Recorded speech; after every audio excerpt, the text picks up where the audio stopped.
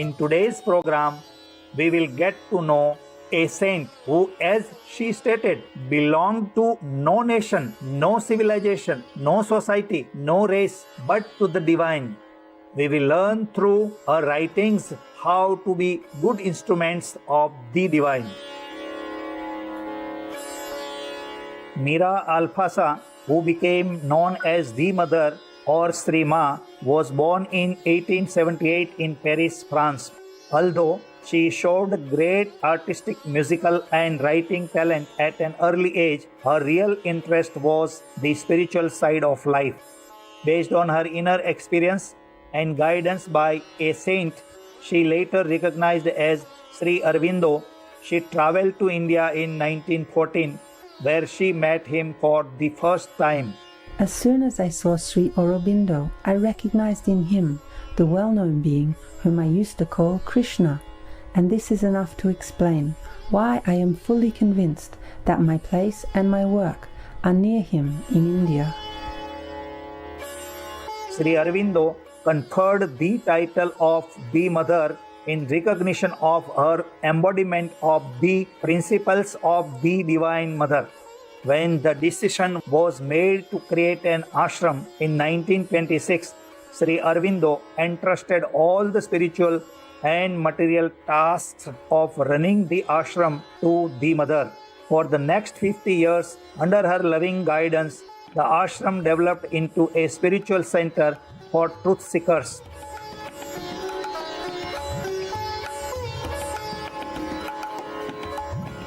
The Mother went on to found two more organizations, the Sri Aurobindo International Center of Education, offering courses from kindergarten through university level, and a visionary community called Auroville, or the City of Dawn.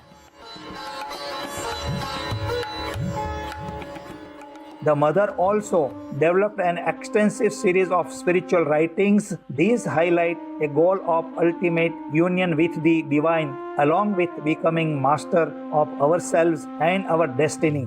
Shining through all of her work is the Mother's love and devotion to God. Though she left her body in 1973, the 17 volumes of collected works of the Mother forever serve as a shining guidance and inspiration for spiritual seekers. The following passages come from the Mother's first spiritual diary volume, Prayers and Meditations.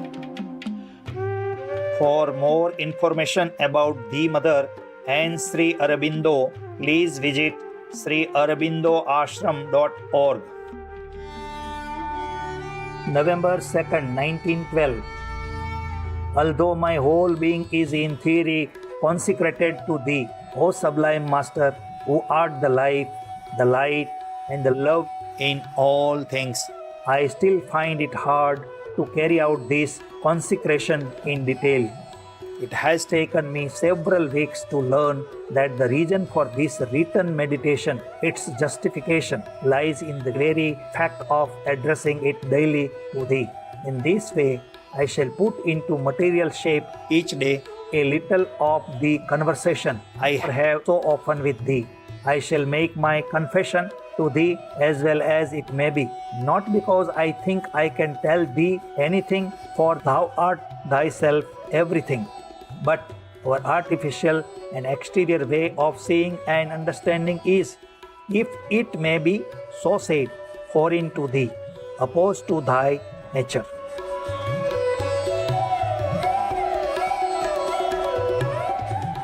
Still, by turning towards Thee, by immersing myself in Thy light at the moment when I consider these things little by little, I shall see them more like what they really are, until the day when, having made myself one in identity with Thee, I shall no more have anything to say to Thee, for then I shall be Thou.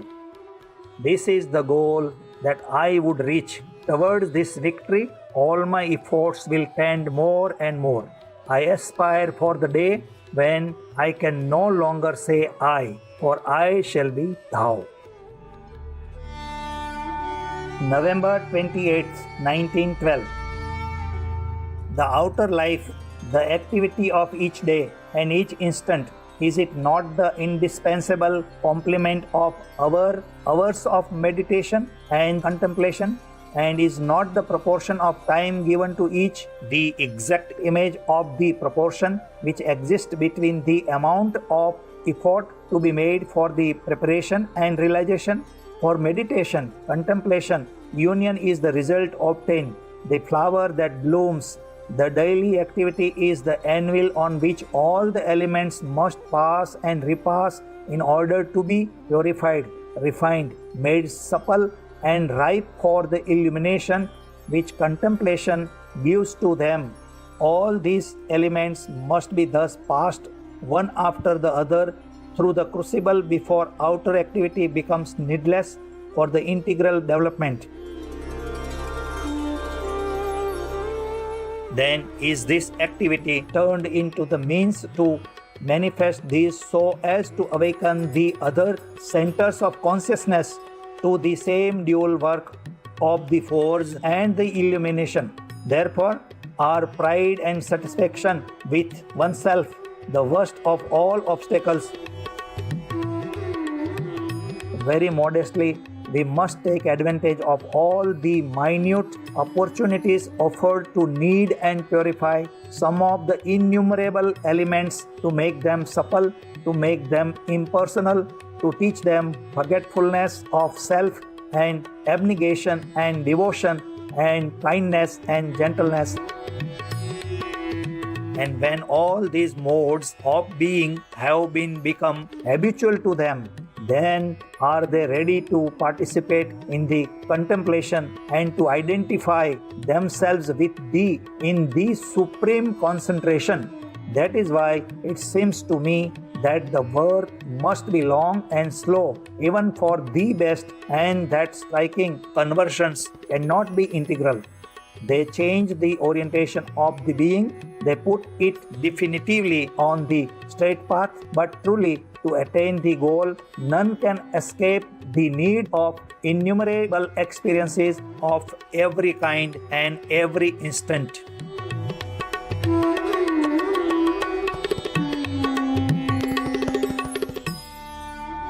December 3rd, 1912.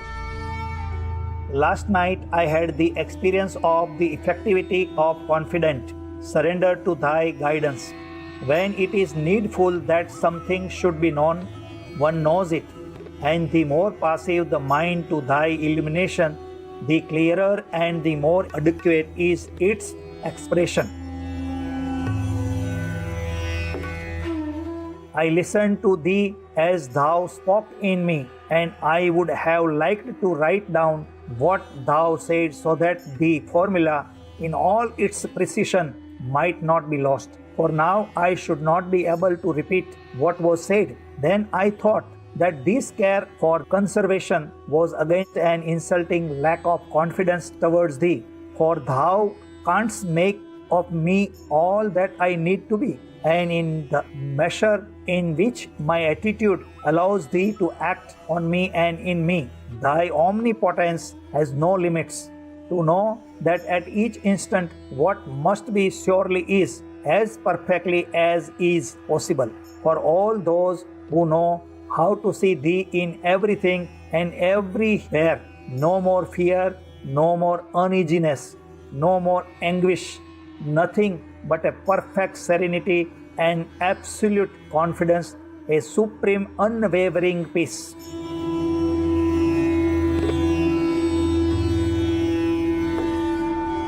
December 10th, 1912.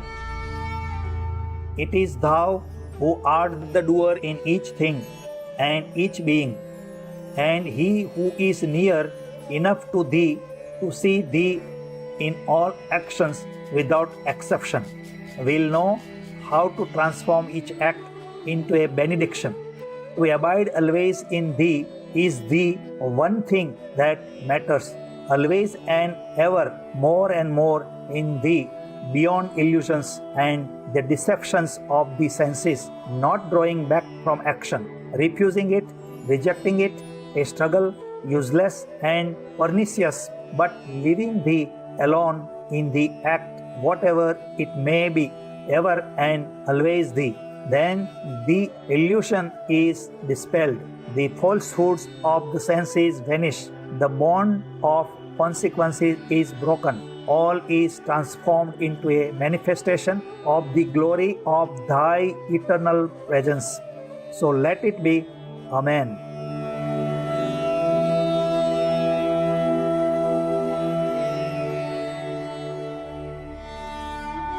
December 11th, 1912. I await without haste, without inquietude, the tearing of another veil, the union made more complete. I know that the veil is formed of a whole mass of small imperfections of attachments without number. How shall all this disappear? Slowly, as the result of countless small efforts and a vigilance, not faltering even for a moment, or suddenly, through a great illumination of thy all-powerful love. I know not, I do not even put to myself the question. I wait, keeping watch as best I can, in the certitude that nothing exists save thy will, that thou alone art the doer and I am the instrument. And when the instrument is ready for a completer manifestation, the manifestation will quite naturally take place. Already there is heard from behind the veil the wordless symphony of gladness that reveals thy sublime presence.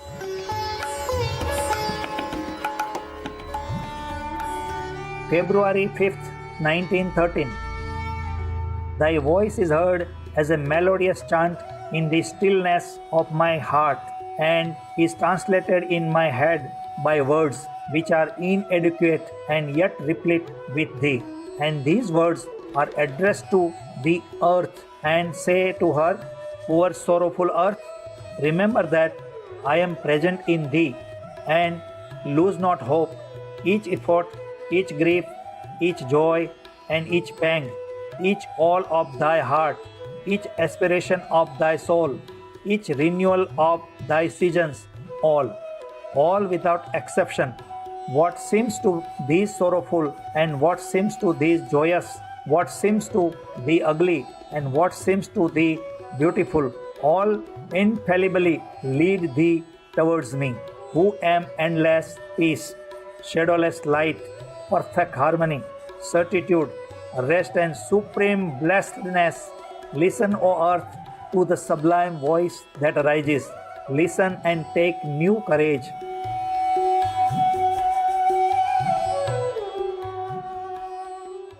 Pure-hearted viewers, thank you for your company on today's Words of Wisdom.